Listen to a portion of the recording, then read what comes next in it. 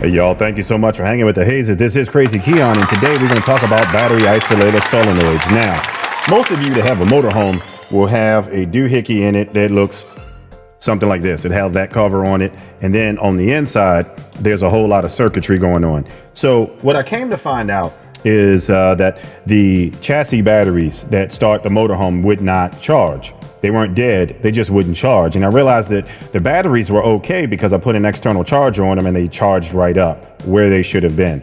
However, my aux switch, that in the event that, the batteries did not, for whatever reason, engage the starter, I could use that aux switch that would engage the coach batteries, kind of sort of tying the two banks together, give me juice to start the chassis. Well, long story short, it wasn't working. I also noticed that the inverter was not charging the batteries, and I said, yeah, something's going on. So originally I was thinking the inverter was bad or that I had bad batteries. That's not the case. It turns out that this battery isolator is what ties the two banks together. It also allows the alternator to energize the batteries and charge them. And then once the chassis batteries, which is priority, gets charged, it then ties the two banks together and charges the house and the chassis batteries. So long story short, mine went bad. I'm going to show you what I needed to do to get that out. I'm going to show you the basic functions in some video or some type of something. And I'm going to show you how all of this ties together with the BBC or the battery control center. Your inverter more than likely does not charge your chassis batteries. What charges the chassis is this unit tying both banks together. And if that fails, the house will continue to charge, which is a good thing 99% of the time. And provided that you shut everything off on the chassis side, your chassis batteries will get charged. The problem is they won't get charged up by the alternator. That becomes a huge problem if you're running the road. I'm gonna show you how we overcome this, how we make this fix, and how to diagnose it if it ever happens to you, right here on Hanging with the Hangers. Hang tight with me. I'll be back with you in 2 shakes of a nickel.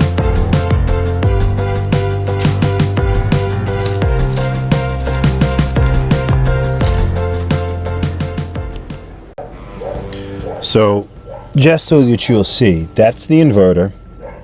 Now that is what is charging the house batteries over in the bay over yonder. However, that little bugger right there, that is the failed component. That is your battery charging isolator.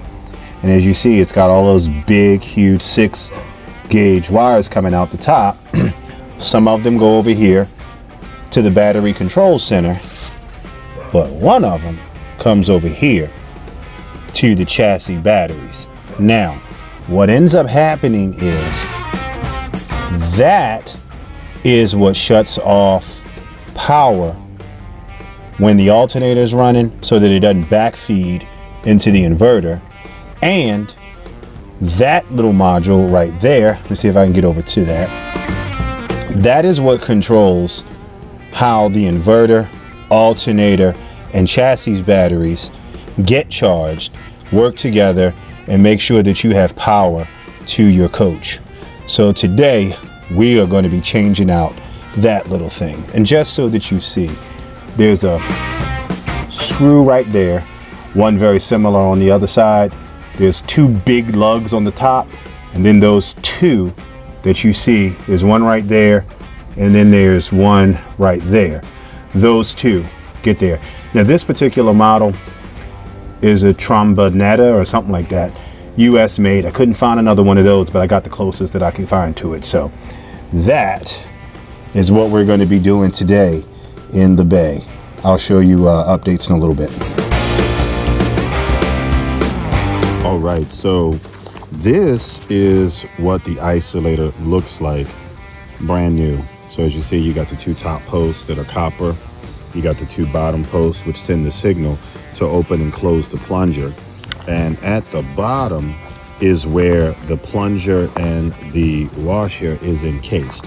So when that opens and closes, it literally opens and closes the circuit so that the energy is now going to the chassis batteries. So let's go ahead and get the old one out, and we will see what happens when we get this one in. And as you see, there's all of the data right there. It is the 12.11.020 that I'm putting in place of a 12.11.010. And apparently the 20 is the upgraded version that has better contacts on the inside and all that good stuff. So we'll see how it goes. All right, and so here's kind of sort of the old one still in place and the new one right there. So this one was assembled in Mexico. The old one was assembled in the US, but I think we'll be okay one way or the other. So as we start the process of taking this out, the first thing I want to tell you is that it seems like it's a Torx bit, but it's not. So this is a T20 maybe, and I've tried a T15. The T20 is too big. The T15 is too small, or maybe I had them backwards, but you get my point. So what I ended up using is a number 2 Robertson bit, and that was able to fit in there perfect. Let me just kind of give you an idea. So that right there is the bit, and as you see, it's starred. But if we go in there with the Robinson bit, it fits just fine. So it's able to fit down and catch 4 corners of that. So this is some proprietary thing that they used all throughout the electrical bay. And why they did that, I don't know. Somebody has been in there, because I don't know if you can see it, but they've changed that one. And as you see, when my generator fell apart and this thing kind of fell out, I just used straight lag bolts. I think I have one down here that I can show you that I used. And it's a self-tapping. And that's what I used to get that back up. And as you see, it ain't going nowhere. This whole thing fell down on a trip to Durham. So nevertheless, we're gonna go ahead and get that out. I got it nice and loose. Now I'm gonna disconnect everything and swap that one out with this little guy. So let's see what we can get done. All right, one of the things I want to show you really quick is an Amazon product that has the exact teeth that you need if you don't want to use a Robertson bit, and it's this one right here. I'm going to put the link down in the description so that you can get that. That way, if you want the exact tool for the exact job, you can use that versus using a square-sided Robinson bit. Yes, it does work. However, this is the exact tool, the 8-tooth trailer tool, as they call it, that they used when they put all of this together. Here it is right here. So I went on and disconnected the negatives on the chassis batteries, and then I came over here and disconnected the negatives on the house batteries. This way I have no power going to the inverter, and I have no power coming into the pedestal. Now I also hit the battery disconnects, so I have no juice coming into this coach at all. So the first thing I did was I took those screws out. There's one over here. And when I took those screws out, before I did that, I disconnected the top posts and I made sure I swapped them on the right side.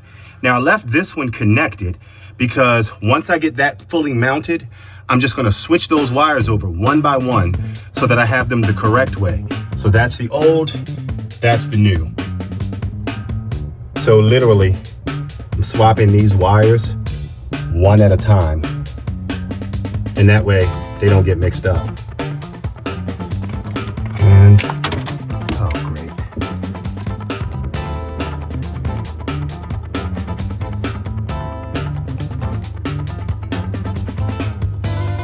All right, so we're gonna go ahead and put the last bolt.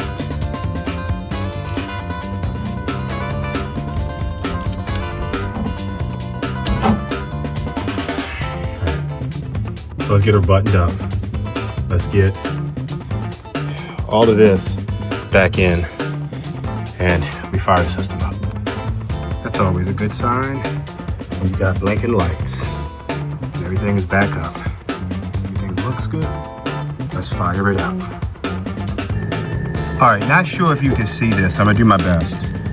Prior to all of this, my chassis was only getting 12 volts. Nothing was charging, right?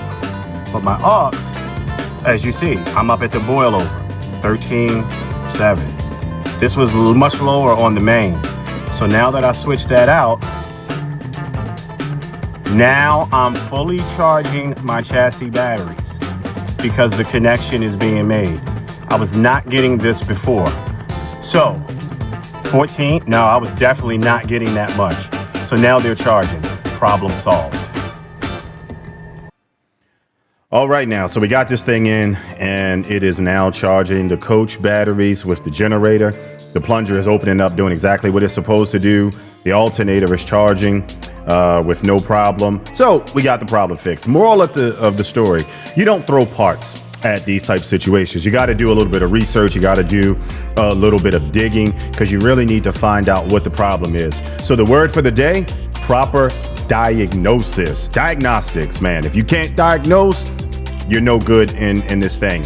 Somebody would have spent, $1,200 on an inverter, several $100s to get it installed, probably replaced an alternator, would have been looking at everything else, when the reality is, when you follow the chain, when you follow the symptoms, it will always take you to the real problem. So just remember, diagnose, don't throw parts. Thank you so much for hanging out with us today. I'm Crazy Keon. This is Hanging with the Hazes, bringing you all the tech stuff when it comes to RVs, when it comes to camping, and we also spill the tea. Make sure you hit that like and subscribe button because we want to hang out with you, let you know all of the good stuff that's coming up in 2026. We got some good stuff coming for you. We out of here. Y'all have a mighty fine one, and let's camp well the rest of this year.